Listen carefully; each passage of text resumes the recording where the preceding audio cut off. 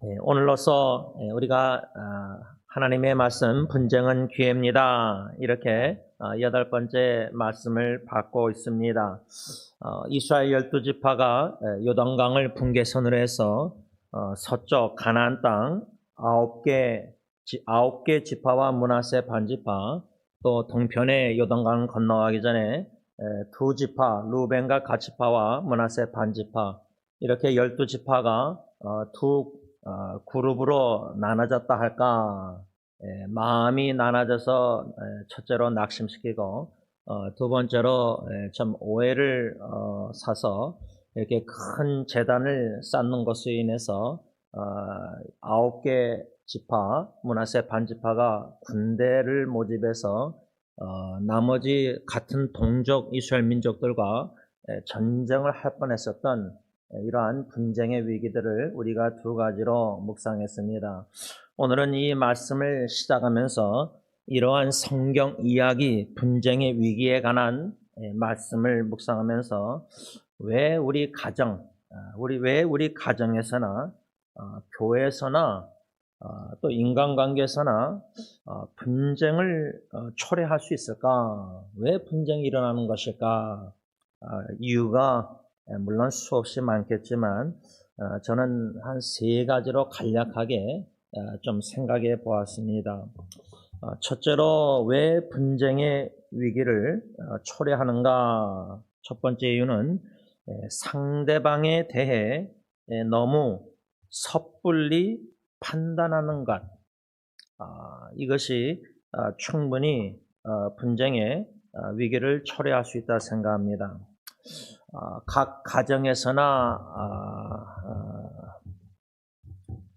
교회에서나 이 갈등들이 인간관계에서 충분히 있을 수 있는데 그 이유가 상대방에 대해서 충분히 알지 못하고 저 사람이 왜 저렇게 말하고 행동하는가, 그 이유가 사정이 뭘까 이해하려고 노력하기보다 너무나 보이는 대로 우리가 마음속으로라도 속단해서 결국에 그 속단한 결과로 입에서 말이 나올 때 불만족 속에서 입에서 말이 나올 때 충분히 갈등을 일으키고 분쟁을 일으킬 수 있다 생각합니다. 둘째로 분쟁을 초래하는 이유는 오해의 여지가 있기 때문이라 생각합니다. 교회 안에서도 당회에서 또 교인들과 당회와 교인들 사이에서도 서로 오해할 여지가 충분히 있을 수 있다고 생각합니다. 우리가 서로 이해를 받기를 원하지만 우리의 죄악된 본능은 오해를 하는 것을 너무 쉽게 오해를 할 위험이 너무 많다고 생각합니다.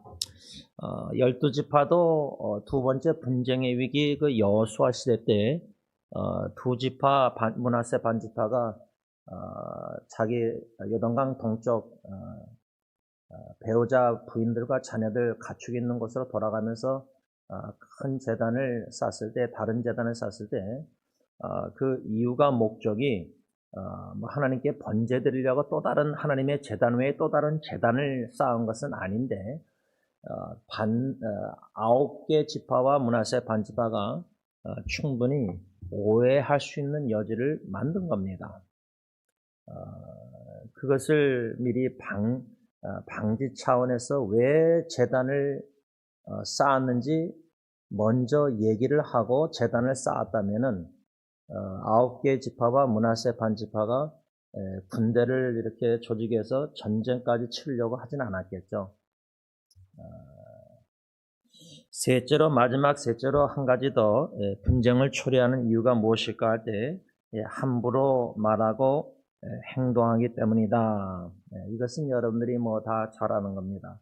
제가 왜 이런 분쟁의 위기를 초래하는 3가지 이유만 간략하게 생각하게 되냐면 실제로 이 3가지 이유가 제 자신뿐만 아니라 교회 안에서나 또 각 가정의 상담을 하다 보면은 왜 이런 부부관계 갈등이 이 정도로 심화돼서 이혼까지 가는가? 그러면 거기서 끝나지 않고 그 이혼의 결과의 파장이 각 남편 아내뿐만 아니라 자녀들에게도 참 큰 안 좋은 상처와 깊은 영향을 끼치는 것인데, 이것이 뭐 큰 분쟁이 크게 터져서 막 크게 이혼 이게 아니라 이게 계속 과거로부터 계속 이런 갈등의 미해결 문제가 쌓이고 이게 점점 눈덩이가 커지듯이 굴러가듯이, 그래서 결국에서는 이혼까지 가는 경우가 많지 않나 생각합니다. 제가 오늘 어제 저녁에 아내랑 그 한국 드라마를 지금 넷플릭스에서 보는 게 있는데, 기상청 사람들이라는 드라마입니다. 뭐 별로 재미있는 건 아닌데 그저 아내랑 보면서 여태까지 보면서 제가 그냥 넘어갔는데, 어저께는 제가 보면서 시간이 되면은 왜 남녀 연애 관계가 이렇게 갈등이 많을까? 그거는 뭐 연애 관계뿐만 아니라 부부 갈등도 왜 이렇게 자꾸만 생깁니까? 가정에서 그 원인을 제가 좀 어떤 생각이 났냐면, 노먼 라이트라는 목사님이 쓴 책 중에 당신은 그 과거로부터 자유하는데 헌신하라. 제가 그 챕터를 읽은 게 기억나거든요. 결혼하기 전에 제가 여러 책들 읽은 것들 중에 노먼 라이트라는 미국 목사님의 책을 많이 읽게 되었는데, 그분이 쓴 책들 중에 공통된 주제가 한 세 책의 챕도 있고 챕터에 나와요. 이것을 이분이 좀 강조를 많이 했다고 저는 생각하는데, 그 강조가 뭐냐면, 과거로부터 자유를 누리라, 과거와 화해하라, 과거에 입은 상처에서 자유를 누리는데 헌신하라. 그렇지 않으면요, 연애할 때도 문제가 생기고, 결혼하면은 과거의 상처의 진보다리, 예를 들면 내가 부모에 비해 어릴 때 사춘기 때 입은 상처를, 진보다리를 가지고 아내와 남편 만나서 이성관계 맺다가 결혼하면은 연애할 때부터 해서 이게 계속 문제가 갈등이 생겨요. 근데 당사자는 왜 내 남자친구, 여자친구와 내 남편과 내 아내와 왜 이런 갈등이 자꾸만 있는가? 그 원인이 뭘까? 깊이 하나님 앞에서 기도하고 씨름하고 고민하면서, 내 안에 내가 자라나면서 엄마 아빠에게 입은 깊은 상처가, 진보다리가 비밀 창고에 깊이 잠기고 안 꺼내놓고 눌러 있는데, 그것이 성인 아동이라 그래서 결국 두 남자가 결혼한 게 아니라 네 명이 결혼한 거냐, 남녀가. 과거의 성인 아동과 나와, 과거의 성인 아동 배우자와 이렇게 장성한 사람과 결혼해서 갈등이 과거에 치유되지 않고 계속 눈덩이처럼 커진 이 상처들, 갈등들, 뭐 이런 게 이 보는 관점이나 정신이나 생각 이런 거를 다 삐뚤어놔요. 그러니까 온전한 마음과 눈으로 상대방 배우자를 못 보고 그 디퍼런스 차이를 극복 못하니까 계속 싸우고 다투는데, 문제는 자기가 입은 과거의 상처를 이거를 꺼내놓고 직시할 용기가 없다는 거예요. 그러니까 계속 그런 과거에 뭐 엄마 아빠에게 입은 상처 이런 거를 얘기하기도 싫어하고 꾹꾹 눌러놓으니까, 첫째는 그거를 직시하고 붙여서 이걸 하나님 앞에 꺼내놓고 이거를 여기서 자유를 누리려고 치유받으려고 헌신해야 되는데, 이걸 못하고 있다는 거예요.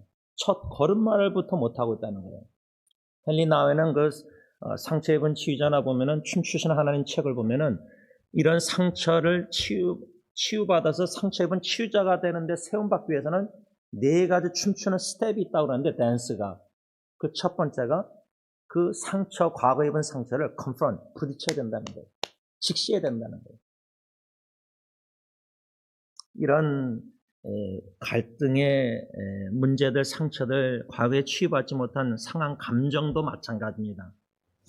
제가 감정에 대해서는 포스트 모던 시대의 감정을 초점 맞춘다는 건 뭐 책을 읽고 알았지만은, 부부 관계에서도 부부가 같이 한 방을 쓰고 한 침대를 쓰고 이렇게 사랑하는데 감정적으로 남편이나 아내가 딴 남자, 딴 여자 이성과 바람을 필 수 있다는 거예요. 뭔가 몸은 한 가정에서 사는데 그러니까 이 감정의 상처가 얼마나 깊고 크고 이것이 얼마나 부부관계에 파장을 일으키는지도 잘 몰랐어요, 저는요. 그 심각성을 저는 잘 몰랐어요. 제 가까운 사람이 그 말을 저에게 했기 때문에 내 남편이 이모션이 나한테 감정적으로 바람 피고 있다. 뭐 딴 여자하고 밤에 늦게도 전화하고 계속 연락하고 네? 이런 거 부인 입장에서는 내 남편이 그렇게 감정으로 바람 핀다고 한다고 생각할 수 있잖아요. 그렇죠? 여러분 이렇게 분쟁의 요소들이 너무나 많습니다. 이것을 우리가 직시하고 깨닫고 지혜를 구해서 고민하고 씨름하고 이것을 어떻게 주님 안에서 지혜로 해결해 나갈지를 저는 오늘 마지막으로 이 이스라엘 12지파가 두 가지 큰 분쟁의 위기를 모세 시대 때 여호수아 때 겪었는데 이것을 어떻게 화합과 일치의 기회로 만들었는가? 이게 이제 핵심 설교의 핵심인데 두 가지 중에 첫 번째만 그 모세 시대 때 그 분쟁의 위기를 어떻게 화합과 일치의 기회로 이스라엘 지파들이 만들었는가? 이것을 좀 모세가 어떻게 만들었는가 좀 생각하려고 합니다.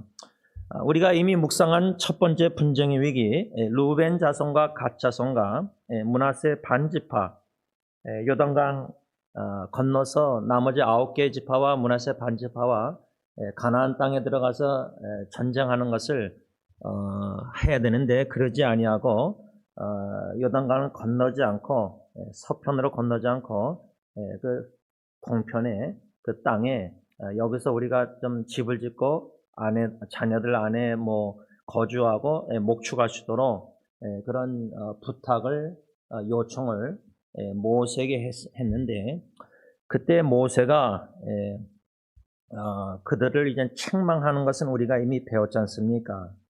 책망했을 때 그 말을 들은 그 요청을 이제 두 지파 반지파가 모세에게 뭐라 하냐면 우리가 이곳에 우리 가축을 위하여 우리를 짓고 우리 어린아이들을 위하여 성읍을 건축하고 이 땅에 원주민이 있으므로 우리 어린아이들을 그 견고한 성읍에 거주하게 한 후에 우리는 무장하고 이스라엘 자손을 그곳으로 가나안 땅으로 인도하기까지 그들의 앞에서 가고 이스라엘 자손이 각기 기업을 받기까지 우리 집으로 돌아오지 아니하겠습니다. 이렇게 민수기 32장 16절 18절 모세의 책망을 듣고 이런 결심을 하게 됩니다.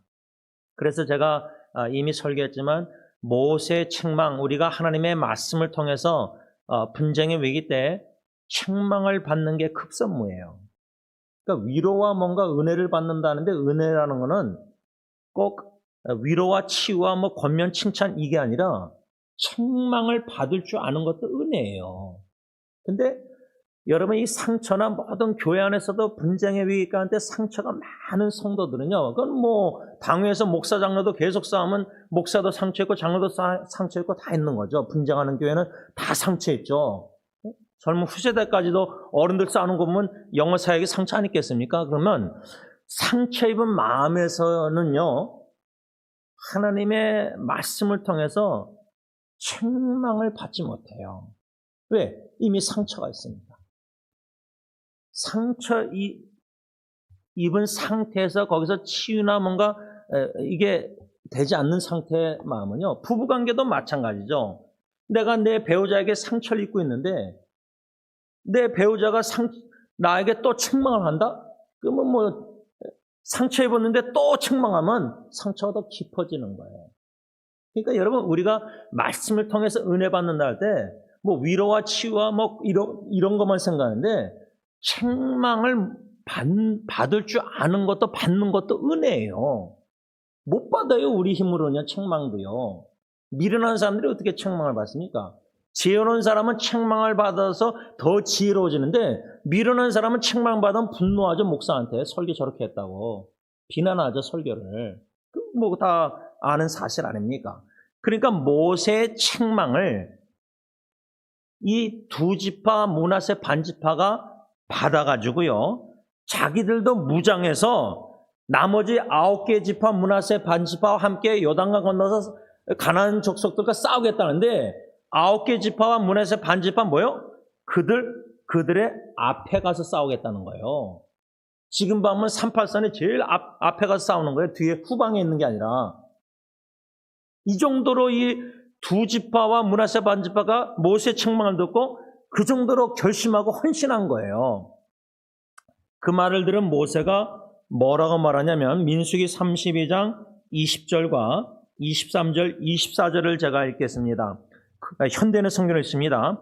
그러면 좋소. 여러분의 말대로 여러분은 무장을 하고 요단강을 건너 여호와께서 원수들을 다 쫓아내실 때까지 싸우시오. 그 땅이 여호와 앞에서 완전히 정복되면 여러분은 여호와와 이스라엘 백성에게 대한 의무를 다한 셈이 되므로 다시 이곳으로 돌아와도 됩니다. 그러니까 요단강 동편이죠. 그리고 이 땅은 요단강 동편 이 땅은 여호와께서 인정하시는 여러분의 소유가 될 것입니다. 그러나 만일 여러분이 이렇게 하지 않으면 여러분은 여호와께 죄를 범한 것이 되어 그 죄의 대가를 치러야 할 것입니다. 이제 여러분은 가서 여러분의 아이들을 위해 성을 건축하고 가축을 기를 우리를 만드시오. 그러나 여러분은 약속한 것을 반드시 이행해야 합니다. 이게 모세의 말이었습니다. 그러니까 루벤 지파, 갓 지파, 므낫세 반지파가 모세에게 여기서 살게 해달라고 요청하고 그 왜 너희를 낙심시키려 하느냐 나머지 9개 지파와 므낫세 반지파 책망을 받고 그러면 우리가 무장하고 앞서가서 싸우겠습니다. 다 정복하고 헌신했잖아요. 결심. 그때 모세의 말은 그러면은 가나안 땅 들어가기 전에 이 너희들이 있고 싶어하는 이 동편 요단강 동편 땅에 우리 가축을 기를 수 있는 이 우리를 짓고 집을 지어서 아내와 자녀들 거기서 거주하게 하고 그 다음에 이젠 약속을 이행하라. 반드시 그 약속을 이행하라. 그 말은 나머지 9개 지파와 므낫세 반지파와 함께 그 두 지파 반지파 남자들, 그 이스라엘 지파 남자들 형제들은 같이 조인해서 연합해서 이제 정복하러 가라 그 말이죠. 약속을 반드시 이행하라는 거예요. 여기서 우리가 얻어야 될 교훈은 분쟁의 위기, 두 지파와 므낫세 반지파가 나머지 9개 므낫세 반지파를 낙심시켰는데 마음으로 모세의 책망을 참 하나님의 은혜를 듣고 참 회개했다 그럴까 돌이켜서 결심해서 앞장서서 나가서 싸우겠습니다. 정복 다 의무를 다 하겠습니다. 그랬을 때 모세의 말은 여러분은 약속한 것을 반드시 이행해야 합니다. 여러분 우리가 이 말씀을 생각할 때 서약, vow, 한나처럼 아기가 그렇게 갖고 싶었는데 아기가 임신이 안 됐을 때 그렇게 간절히 통곡 소원 기도하면서 아기를 주시면 하나님께 바치겠습니다. 서약 기도했잖아요. 그때 하나님이 사무엘을 주셨잖아요. 그래서 사무엘을 젖 먹일 때까지 뗀 후에 한 3년이겠죠. 그 당시 여인들이 젖을 뗀 게 젖을 한 3년 먹였다고 합니다. 그 당시는. 그 다음에 실로에 가서 성전에 바쳤잖아요. 사무엘에서 그래서 엄마 아빠하고 떨어져서 교회에서 성전에서 자라났잖아요. 그런 소원기도 이걸 우리가 성경에 많이 나와요. 구약에 특히 함부로 서원하지 마라. 지키지 않을 것은 함부로 그렇게 기도하지 마라. 그걸 가볍게 여기면 안 되잖아요. 지금 이 두 지파 므낫세 반지파가 약속한 거예요. 요청했더니 왜 낙심시키냐 하면서 그들이 책망을 듣고 결심하고 뉘우쳐서 전쟁에 나가겠다 하면서, 그러니까 모세가 그럼 먼저 우리를 짓고 집을 짓고 너희들 자녀 후손들 뭐 가축들 다 그렇게 놔둔 다음에 조인해라, 같이 연합해서 가자. 그러면서 약속을 반드시 행해라. 이것이 바로 분쟁의 위기가 연합과 화합과 일치의 기회라. 이런 놀라운 역사가 이스라엘 12지파 분쟁 위기 가운데 일어났다는 겁니다. 그래서 루벤 자손과 갓 자손과 므낫세 반지파가요, 자신들이 약속한 대로 나머지 형제들 9개 지파와 므낫세 반지파 사람들과 함께 무장하고 하나님 앞에서 요단강을 건너 가나안 땅에 들어가 싸우되 하나님께서 그들의 원수들을 자기 앞에서 쫓아내시고 가나안 땅에 하나님 앞에 복종하게 하시기까지 끝까지 싸웠습니다. 다시 말하면 요단강 동편을 기업으로 받은 두 지파 므낫세 반지파 사람들은 하나님의 종 모세가 명령한 것을 지키고 또한 여호수아의 모든 명령에도 순종하여, 왜냐하면 모세는 죽고 그 다음에 여호수아가 지도자가 돼서 가나안 땅에 실제로 들어가잖아요. 그러니까 두 지도자들의 말씀에 이 두 지파와 므낫세 반지파가 명령에 순종하여 이렇게 오랫동안 여러분의 형제들을 떠나지 않고 여러분의 하나님 여호와께서 명령하신 일을 책임껏 수행하였습니다. 3절 현대내 성경. 이렇게 성경에 써 있어요. 끝까지 책임을 수행했어요. 하나님의 명령대로.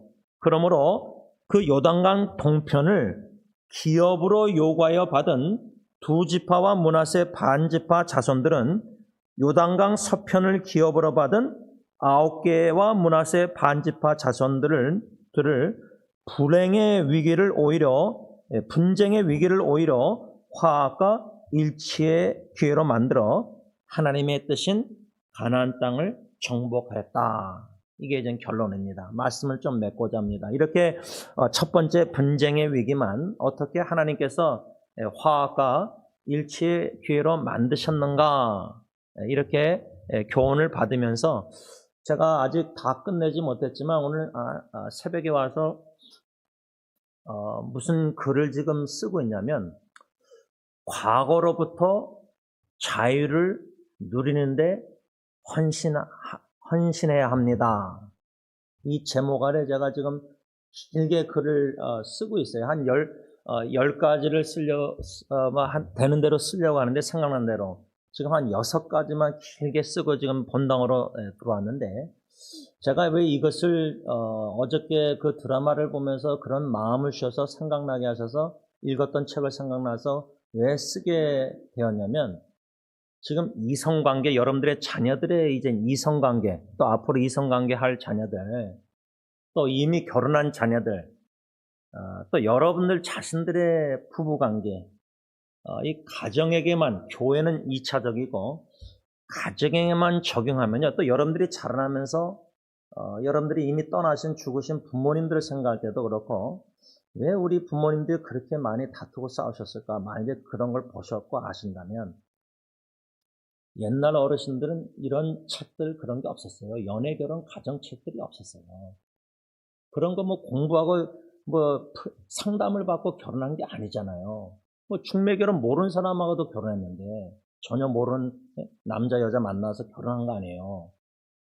그럼 부부가 어떻게 대화하고, 부부가 과거의 상처 어떻게 치유하고, 이런 거 하나도 모르고 결혼하셨어요. 그런데 부부도 공부해서 결혼한 것도 아닌데 자녀 양육을 또 어떻게 하라?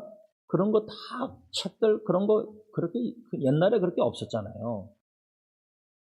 그러다 보니까 목회자나 선교사님들은 헌신적으로 교회 충성해서, 왜? 자녀들 가정보다, 하나님보다 자녀들 가정을 더 사랑하면 안 된다고 배웠으니까. 근데 성경에 그것만 아니라 불신자보다 못하다 가정을 돌보지 않으면, 균형 있게, 제가 보면 그 시대는 균형 있게 성경을 배우지 못했다고 저는 생각해요. 한쪽으로 치우쳤다 생각해요. 그러니까 많은 목회자 자녀들, 선교사님 자녀들이 얼마나 삐뚤어 나가고 그래요. 왜? 가정을 살게 없었으니까.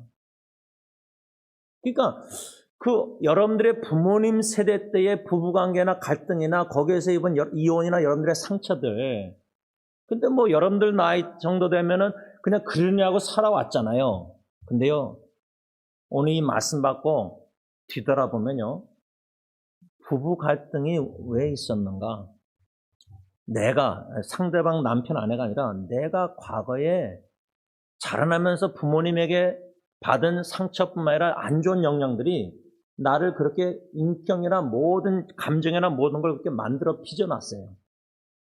그래서 그렇게 말하고 그렇게 생각하고 그렇게 감정을 느끼고 내 배우자가 그러면 그렇게 느끼고 생각하고 판단하고 섣불리 판단하고 말을 함부로 해오고 막 분노도 하고 여러분 상처 입으면 그 마음의 원망과 분노가 얼마나 가득 차요. 그걸 숨기고 절제한다 하시고 참는다고 부부관계 하지만 그게 불뚝불뚝 두더지처럼 튀어나오거든요. 자기 자신을 자성찰하고 뒤돌아보고 내 안에 깊은 자라나면서 부모님에게나 입은 상처들 그거를 거기서 주님 안에서 해결 뭔가 치우라 할까 그거에서 자유를 못 누리면요. 쇠사슬에 매여 있으면요. 그게 부부관계에 얼마나 안 좋은 영향을 끼칠지 몰라요. 여러분들의 삶이 부부 갈등이나 이렇게 자라면서 그게 여러분들 자녀들의 마음에 원망이나 분노가 차면요. 그 자녀들이 결혼하면은 되풀이하는 악순환이 일어나요. 부부 갈등, 이성관계마다. 그러니까 이 과거로부터 우리가 어떻게 해야 자유를 누릴 수 있을까? 왜 이게 다 분쟁의 위기 요소가 이게 엄청납니다. 제가 볼 때는. 그것을 이제 저는 결혼 전부터 그런 책을 읽고 그렇게 나도 헌신해서 과거로부터 자유를 누리겠다 했는데 제 아내 만나서 결혼하면서 이런 여러 가지 갈등 속에서 왜 이렇게 갈등이 일어날까 할 때 저나 아내나 자라난 배경에서 과거에서 자유를 누리지 못한 부분이 있었기 때문이에요. 제가 볼 때는. 그러니까 여러분 내가 죽으면 끝이 아니에요. 내가 자녀들에게 진짜 용서를 구하고 용서하고 내가 잘못한 걸 진짜 깨달아서 자녀들에게 본이 되지 못한 부부관계 모든 책임 그런 걸 수행을 완수해야 되잖아. 이 지파들처럼 두 지파 반지파처럼 하나님의 명령대로 부부가 사랑 이렇게 다 순종 말씀 배웠는데 그렇게 안 한 것을 양심에 찔림이 있어서 책망을 받는다면 모세의 책망을 받듯이 그 은혜를 받는다면 그러면 상대방이 아니라 내가 먼저 깨닫고 회개하고 뉘우치고 돌이켜서 하나님께 용서하고 내 아내나 남편에게 용서를 구하고 내 자녀에게도 용서를 구하고 이 쓴뿌리 진짜 용서를 구하지 않고 우리가 이 세상을 끝나면요. 여러분 진짜 이게 파장이 자녀들 후손들의 삶에 계속 악순환이 끊이지 않고 그들의 부부관계나 갈등이 계속 이어지는 확률이 너무 많아요. 이걸 십자가의 복음으로 끊어야 되거든요. 내 세대에 끊어야 됩니다. 그래서 제가 여러분들에게 실제적 구체적으로 나눈 게 제가 제 아내나 딜런예리 연에게 아빠에게 남편에게 원망이 있느냐 쓰라렘 비를니스가 류센맨이 있느냐 용서를 구하고 싶으니까 화해하고 싶으니까 과거로부터 제가 잘못한 걸 깨닫고 뉘우치고 물어보고 대화하고 소통해서 그러지 않고 그냥 넘어가고 계속 그냥 그 여지를 이런 계속 나쁜 영향을 끼칠 여지를 남겨두고 계속 살면요. 우리 세대에서 그냥 갈등 부부싸움 여기서 이제는 잘 사니까 부부관계 좋으니까 우린 괜찮다. 근데 우리 자녀들이 보고 자라면서 받은 상처들이 우리 부부는 해결됐는데 주님 안에서 우리 자녀들은 해결이 안 됐다는 거예요. 그러면 이 자녀들이 엄마 아빠 싸우고 다투고 거기서 상처 입고 그런 거 쓰라림이나 뭔가 원망 이걸 가지고 무거운 짐을 상처를 가지고 자녀들이 자라나면서 인간관계가 원만할 것 같습니까? 그들이 이성 만나면 이성관계 처음엔 콩깍지여서 사랑 막 뜨겁게 하지만 갈등이 이제 그 쓴뿌리가 왜? 부모에게 그걸 받았으니까 과거의 상처를 원망을 그게 그들의 이성관계나 앞으로 부부관계에 엄청난 안 좋은 영향을 끼칠 수밖에 없다는 거예요. 바라기는 오늘 이 말씀을 통해서 이런 분쟁의 위기 요소를 어떻게 화합의 일치의 기회로 만들까 할 때 모세의 책망을 받고 그들이 뉘우치고 결심하고 헌신해서 나머지 지파와 함께 무장해서 가서 싸워서 여호와의 명령하신 가나안 땅 정복을 책임을 끝까지 완수합니다. 수행합니다. 그럴 수 있는 저와 여러분들이 될 수 있기를 바랍니다. 기도하겠습니다.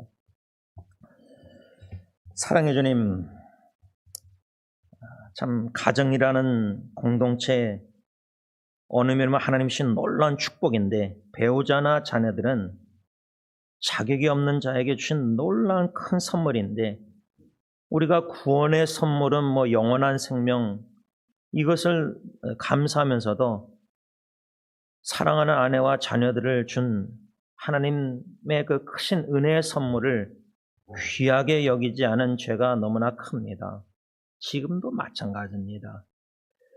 그런데 이런 죄가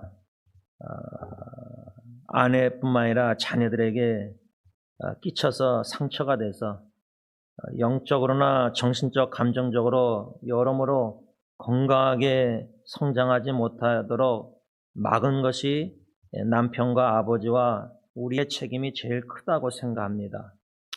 그런데 말씀을 수없이 전하고 자신에게 선포하고 받으면서도 아직도 깨닫지 못하고 인식하지 못하고 내 가정사에게 남편과 아버지로서 잘못한 것을 깨닫지 못하고 내 성격이나 내 성품이나 나의 말과 행동이나 섣불리 속단하고 판단하고 감정, 분노 여러 가지 이런 것들이 얼마나 아내와 자녀들에게 악한 안 좋은 영향을 크게 끼치는지 그 파장을 너무나 깨닫지 못하고 인식하지 못하기 때문에 되풀이합니다. 그러다 보니 참고 사는 아내나 참고 사는 자녀들 그들의 정신적으로 기형아처럼 핸디캡 장애인처럼 성장해서 나이는 들었는데 정신적으로나 감정적으로 어린아이처럼 성인 아동처럼 깊은 상처의 무거운 짐을 돌덩이를 지니고 계속 가정에서 삽니다. 근데 그들이 자녀들이 이젠 성장해서 결혼했습니다. 결혼합니다. 이성관계 맺고 결혼합니다. 그런데 과거로부터 엄마 아빠에게 받은 그런 상처들이 그런 안 좋은 추억들이 얼마나 크게 안 좋게 영향을 끼친지 자기도 모르게 이성관계하고 부부관계를 맺습니다. 그래서 갈등이 있습니다. 그러다가 하나님의 은혜로 깨닫게 될 때 인식하게 될 때 반영해 볼 때 내가 왜 이렇게 내 남편과 아내와 싸우는가 내 부모로부터 입은 상처가 이렇게 크구나. 하나님 오늘 말씀을 통해서 이러한 분쟁의 요소, 위기 요소 이것이 내 안에 있다는 것을 책망을 받고 깨달아 알게 하시고 뒤돌아보게 하시고 깊이 자아성찰하게 하셔서 나를 알아가게 하시고 하나님 앞에서 그 나를 이 모습이대로 사랑하시는 하나님 앞에 예수의 보혈 능력 의지하고 자복하고 인정하고 인식하고 회개하면서 돌이켜 진정 주님 앞에 갈급한 심령으로 주님의 사랑으로 내 아내와 내 자녀를 사랑해서 내가 죽고 나서라도 내 아내와 내 자녀들이 남편과 아버지를 생각할 때 그런 안 좋은 추억들보다 선한 추억으로 다 안 좋은 추억을 이겨나가서 참 작은 예수를 추억할 수 있고 그 사랑을 주님의 사랑을 깨달아 알아 건강하게 정신적 감정적 좀 영적으로 건강하게 성장해서 우리 자녀손들이 잘 결혼해서 주님 안에서 가정을 이뤄서 화합과 일치하는 연합의 공동체로 건강하게 증인 공동체로 세움받아 예수 믿는 가정의 아름다운 모습을 보일 수 있도록 축복하여 주옵기만을 예수님의 이름으로 간절히 기도를 올리옵나이다. 아멘.